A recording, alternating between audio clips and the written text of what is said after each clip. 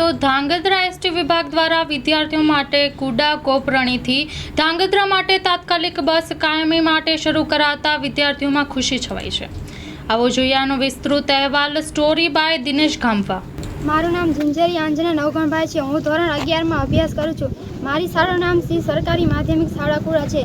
ત્યાં જવા માટે વિદ્યાર્થીઓને ખૂબ જ તકલીફ પડતી હતી।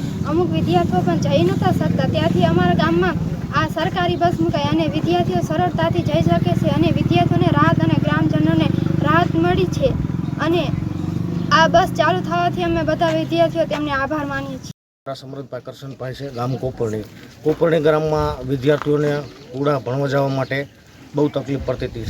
આથી સરકાર દ્વારા સરકારી બસ ચાલુ કરવામાં આવી છે। તે માટે સરકારી બસ ચાલુ કરવામાં આવી છે માટે મેનેજર તથા ડ્રાઈવરનો ખૂબ ખૂબ આભાર માની છે અને આમ થવાથી કોપરણી ગામના તમામ વિદ્યાર્થીઓને ખૂબ સરળતાથી જઈ શકે છે અને ભણી શકે છે।